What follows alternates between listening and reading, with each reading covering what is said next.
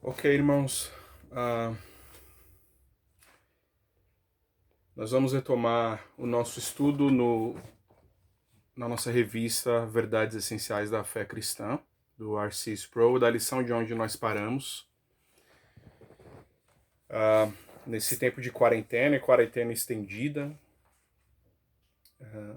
nós esperamos que em breve possamos estar juntos novamente, o que é o ideal para estudarmos a Bíblia e cultuarmos a Deus e etc. Né? Como vocês estão acostumados na igreja, aqui também pode acontecer de o Joshua a qualquer tempo chorar ou aparecer aqui ou qualquer coisa do tipo. Então estejam preparados para isso, né? Nós terminamos a nossa última lição, foi a lição de número 10, na página 32, que é uma lição que trata sobre a incompreensibilidade de Deus. E nós vimos que isso não quer dizer que nós não podemos saber nada sobre Deus, ou não podemos compreender nada sobre Deus, mas que nós não podemos compreender a Deus completamente. Então, se vocês abrirem a revista lá na página da lição, página 32 e 33, vocês vão ver duas coisas que resumem a lição. A primeira delas é que o finito, ou seja, aquilo que tem fim, não pode conter o infinito. Nós demos vários exemplos sobre isso. Por exemplo, um balde. Vamos pensar num balde e num rio. Ambas as coisas são finitas, elas têm fim. Mas é um bom exemplo. Um balde não pode conter um rio, por exemplo. Então, da mesma forma, a nossa mente, a nossa razão, a nossa capacidade de compreensão não pode compreender a Deus completamente. Por duas razões. Primeiro, porque nós somos finitos, nós temos fim, a nossa capacidade de compreensão tem um limite, ela não se estende indefinidamente. E, em segundo lugar, Deus não tem fim. Então, nós que somos limitados, não podemos entender o que é ilimitado. Né? Esse é um resumo do que nós vimos nessa lição. O que nós vimos também é que, a respeito de Deus, há dois tipos de conhecimento que nós encontramos a Bíblia falando sobre, que é o conhecimento revelado e o conhecimento oculto. O que nós encontramos na Bíblia, na Escritura, é o que Deus revelou para nós. Acerca da sua vontade, acerca do seu ser, o que ele revelou, o que ele quis revelar. Está escrito e nós não apenas podemos, mas devemos conhecer essas coisas. Agora, a Bíblia também diz que há muito mais que Deus não revelou. E Deus nem podia revelar a si mesmo completamente na Bíblia, porque ela seria um livro que não tem fim. Não é? Imagina, então, um livro que contesse tudo sobre Deus. Seria um livro infinito. Né? Então, Deus separou um conhecimento de si, um conhecimento que ele julgou necessário que nós conhecêssemos. Então, esse é o resumo da lição de número 10, a incompreensibilidade de Deus. Deus não pode ser completamente contido pela nossa mente, compreendido pela nossa razão, que é limitada, que tem um fim. A lição de número 11, na página 34, tem o tema da triunidade de Deus. A triunidade de Deus. E eu quero começar a lição pelo fim. Na página 35, lá no último parágrafo da lição, nós lemos: a doutrina da Trindade não explica plenamente o mistério do caráter de Deus.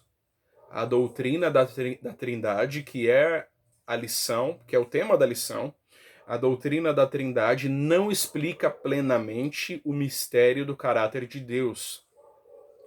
Então nós vamos falar o grande resumo da lição é: Deus é um e triuno. São três pessoas, um Deus apenas.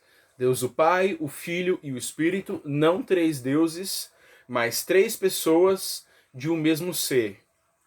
Essa doutrina, quando nós chamamos isso de trindade, quando nós chamamos isso de triunidade, não é uma doutrina que pode captar perfeitamente quem Deus é.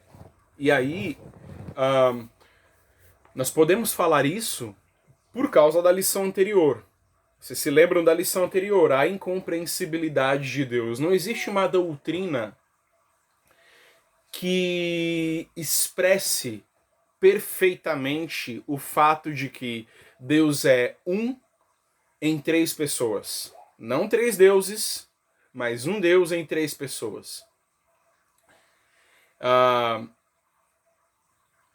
Então, nós resumimos dessa forma a trindade, a triunidade, e essa é uma doutrina que nós capturamos da Bíblia. Não existe em lugar algum da Escritura um texto que diga que Deus é triuno, ou um texto que fale explicitamente, claramente sobre a trindade. Não existe. O que nós vemos é partes da Escritura dizendo que o Pai é Deus, dizendo que o Filho é Deus, dizendo que o Espírito é Deus. Então, ao longo de 2000 anos de igreja cristã, essa doutrina tem sido pensada, e nós temos chegado a essa conclusão de que o Pai, o Filho e o Espírito, isso a Bíblia diz claramente, o Pai, o Filho e o Espírito é Deus. O que a Bíblia não diz é que é sobre a trindade. Não diz que existe a trindade e nem explica essa doutrina. Não é? Então a doutrina da trindade não pode compreender claramente os mistérios de Deus, o mistério do caráter de Deus. E a doutrina da trindade é um mistério. Não é algo que você possa entender completamente. Eu entendo como que Deus é um em três pessoas. Ninguém pode dizer isso. Lembrem-se da lição anterior. Deus é incompreensível. Não é? Nós sabemos que o Pai é Deus, que o Filho é Deus e que o Espírito Santo é Deus. Nós cremos nisso. Agora, compreendemos isso do começo ao fim? Não. Não somos capazes. E aí o último parágrafo continua. Pelo contrário, simplesmente a doutrina da Trindade simplesmente estabelece o limite do qual nós não devemos passar. Então, quer dizer, a Bíblia diz que o Pai, o Filho e o Espírito Santo é Deus, nós não podemos passar daí. Não podemos ir além, certo? A doutrina define os limites da nossa reflexão finita. Olha só, a doutrina da Trindade define os limites, coloca cercas na nossa reflexão finita. No meu raciocínio imperfeito, a doutrina da Trindade coloca os limites. Então a doutrina da Trindade me diz o seguinte: Renan, Deus é Pai, Filho e Espírito Santo. E ainda que você não entenda isso perfeitamente, esse é o limite. Você não pode ir além. E você não pode também dar menos. Você não pode ir menos, caminhar menos do que isso. Não é? Eu não posso dizer que apenas o Pai é Deus e o Filho e o Espírito Santo são poderes ou energias ou forças espetaculares. Não. Eu não posso ir menos e eu não posso ir além. Ir nem a quem, nem além. Então, na minha reflexão finita, na minha capacidade pouca de compreender a Deus, eu aceito e eu entendo isso. Eu recebo a doutrina da Trindade. ela é o limite para minha, para nossa reflexão finita. A doutrina exige que sejamos fiéis à revelação bíblica.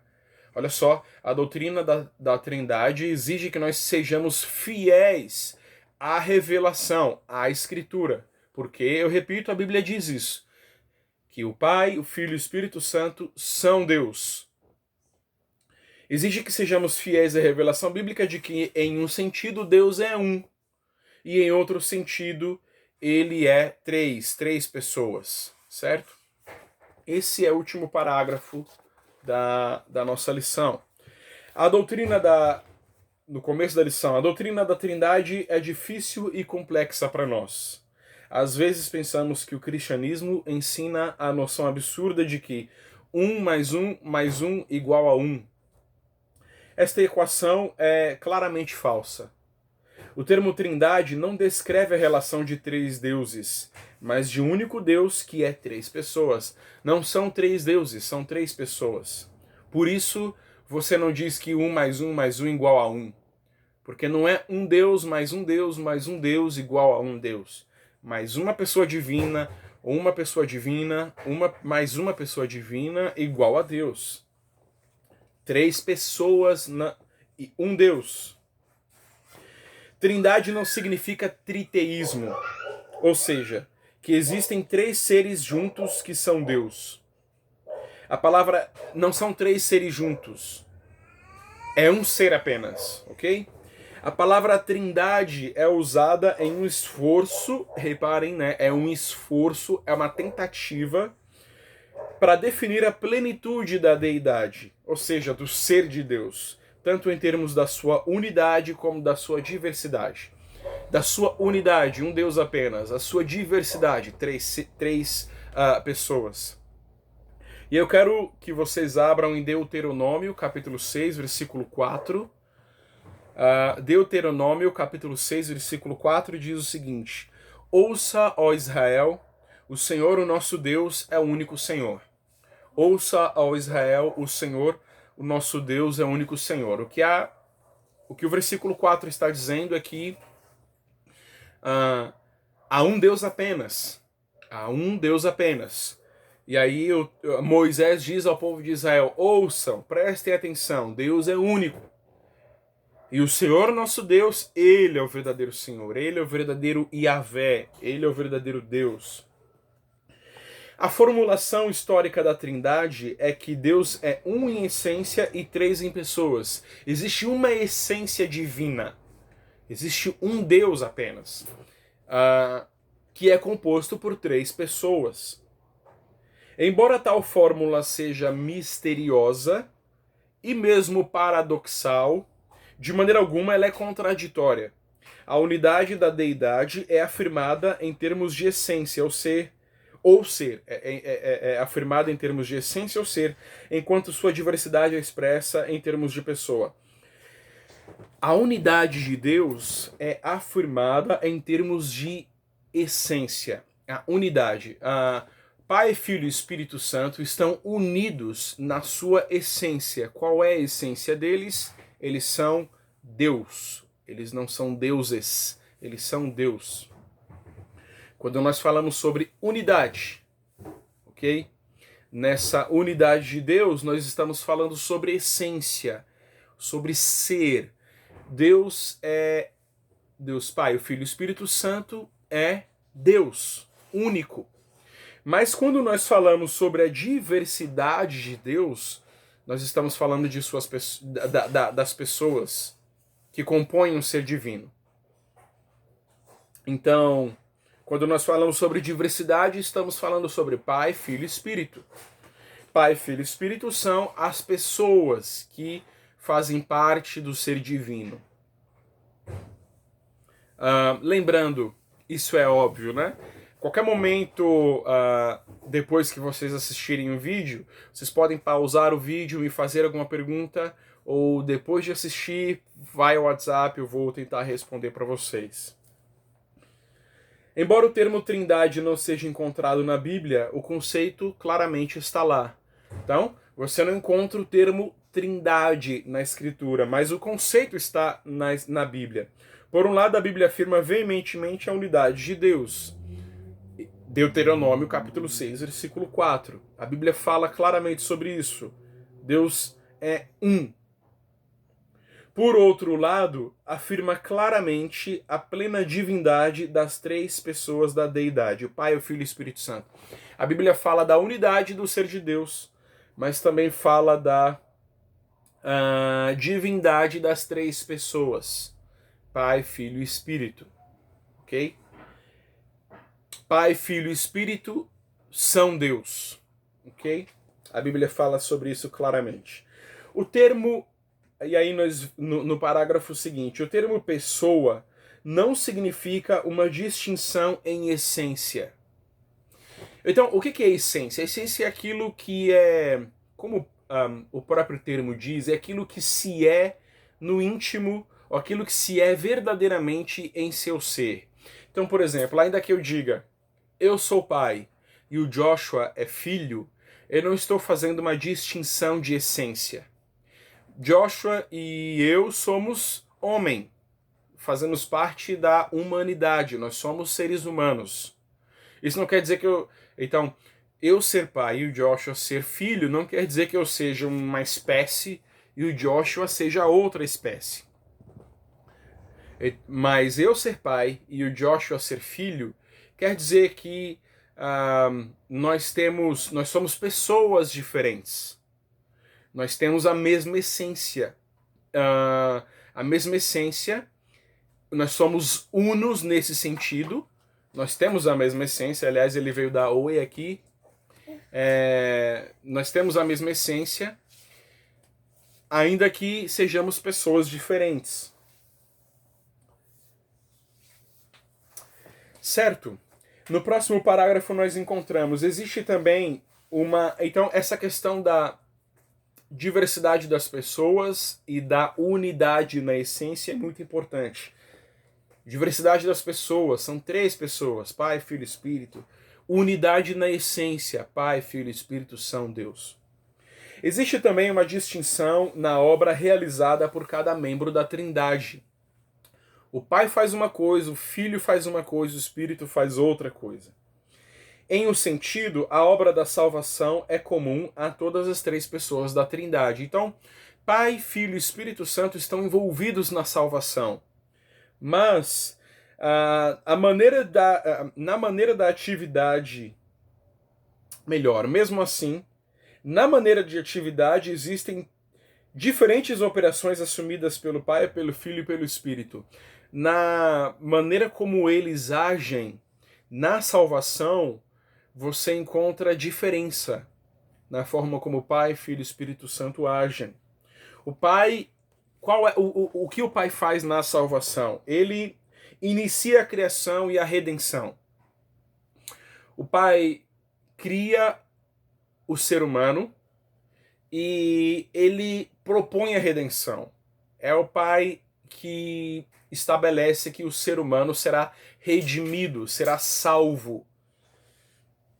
O Filho vem e aplica a redenção. Então, o Pai faz o plano, o Filho vem e aplica este plano. Ou seja, ele salva a humanidade. Não é? O Pai faz o plano, o Filho vem e cumpre este plano.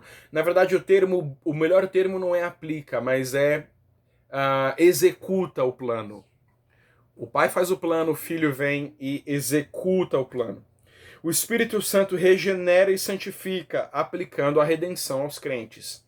Então, o Pai faz o plano, o Filho executa o plano, o Espírito Santo aplica o plano. O que quer dizer que o Espírito Santo aplica?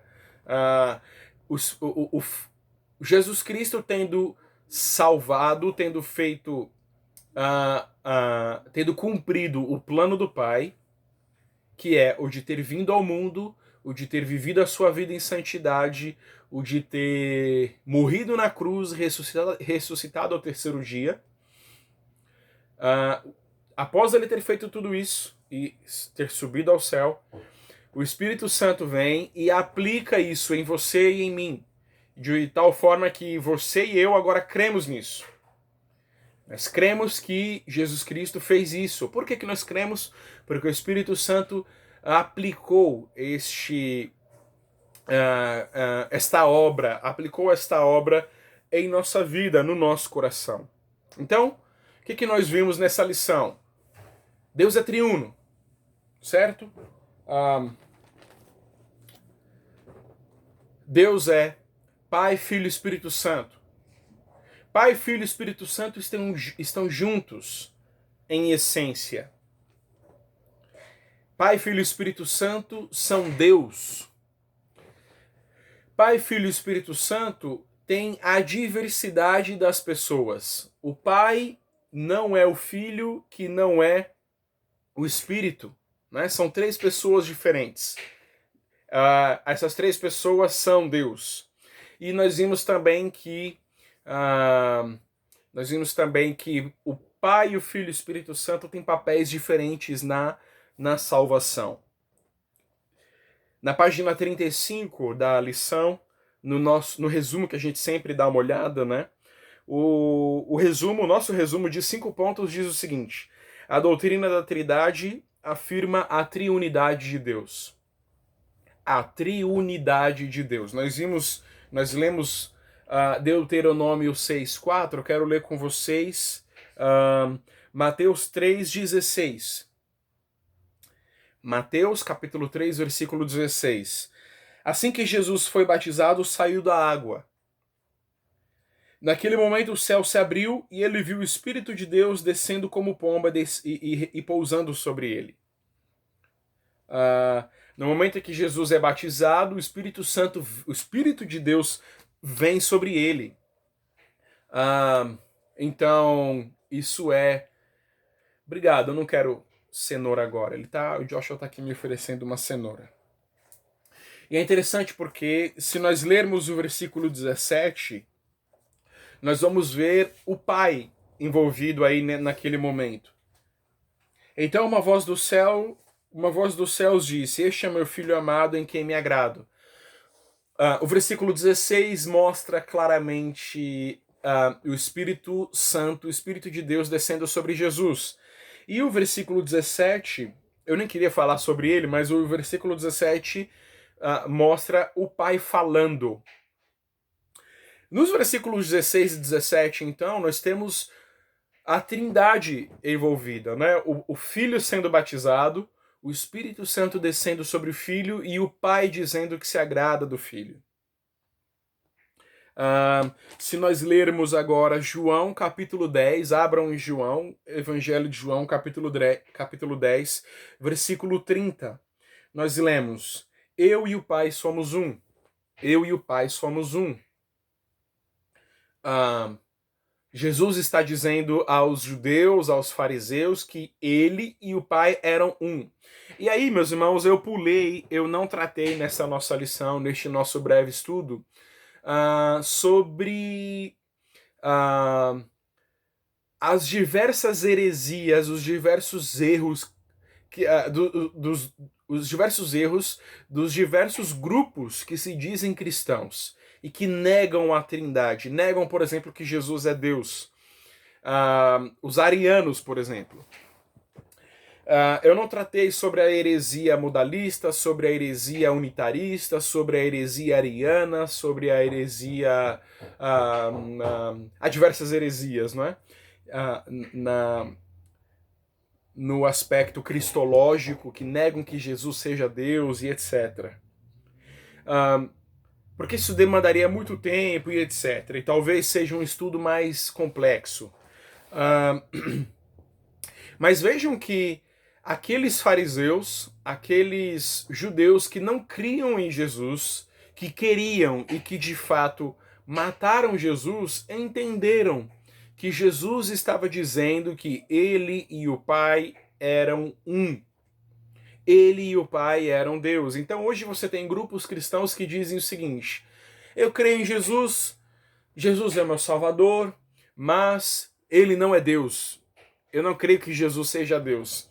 Nós temos aqui, no versículo 30, ele dizendo: eu e o Pai somos um. E nós temos, além de Jesus dizendo que ele e o Pai são um, nós temos os próprios fariseus entendendo isso.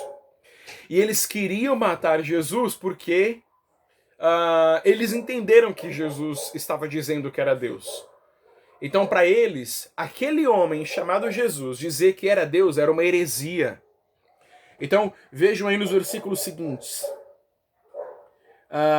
No versículo 33, nós lemos o versículo 30, vejam o 33.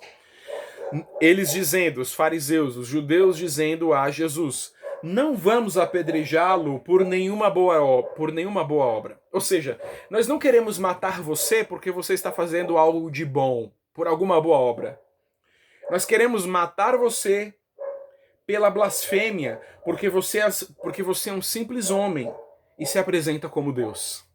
Vejam então que eles entenderam que Jesus, que era homem e que é homem, Jesus é completamente homem, completamente Deus. Eles entenderam que Jesus, que era homem, estava se identificando como Deus. Então vejam que hoje grupos que se dizem cristãos não entendem quando Jesus se afirma, quando a Bíblia diz que Jesus é Deus, mas aqueles fariseus que não criam em Jesus entendiam isso. E aí o segundo ponto do nosso resumo. A doutrina da Trindade não é uma contradição. Deus é um em essência e três em pessoa. A Bíblia afirma que Deus é único e também afirma a divindade do Pai, do Filho e do Espírito Santo. Um Deus, sendo que o Pai é Deus, o Filho é Deus, o Espírito Santo é Deus. A Trindade distingue-se pelo trabalho realizado pelo Pai, pelo Filho e pelo Espírito. O Pai tem um trabalho a fazer, o Filho tem um trabalho a fazer e o Espírito Santo tem um. O Pai cria e faz o plano da redenção, o Filho cumpre o plano da redenção, o Espírito aplica o plano da redenção. A doutrina da Trindade estabelece os limites, esse é o ponto 5, da especulação humana a respeito da natureza de Deus. Então, para que você e eu tenhamos um limite na nossa especulação sobre Deus, ou seja, o que é especular? É ficar pensando, imaginando, etc. A doutrina da Trindade serve como limite para nossa razão, para o nosso exercício da razão. Então essa é a lição número 11 sobre a Trindade de Deus, a Triunidade de Deus. Qualquer dúvida, vocês me mandem uma pergunta que eu vou ter prazer em tentar responder. Ok? Vamos orar então. Senhor, obrigado pela oportunidade que temos de estudar a Bíblia, mesmo que não estejamos juntos, mesmo que virtualmente. Obrigado pelo precioso presente e dom de estudarmos a Tua Escritura e estudarmos um pouco mais sobre quem o Senhor é. Em essência, o Senhor é Deus, um Deus em três pessoas, o Pai, o Filho e o Espírito Santo. Nós reconhecemos que não podemos entender isso completamente, por isso pedimos a Tua graça em nos manter firmes no ensino bíblico de que o Senhor é um e três em pessoas, três pessoas, o Pai, o Filho e o Espírito. Cada uma dessas pessoas fazendo algo, trabalhando para a salvação e para o nosso bem e para a glória de Deus. Nos dá a compreensão disso e a fé, acima de tudo, para crermos naquilo que nós não temos a capacidade de entender completamente. Nós rogamos pela Tua bênção sobre todos os adolescentes e os jovens da Igreja Presbiteriana Coreana do Bom Retiro e sobre todos os outros membros dela, em nome de Jesus. Amém. Deus abençoe, irmãos. Até logo.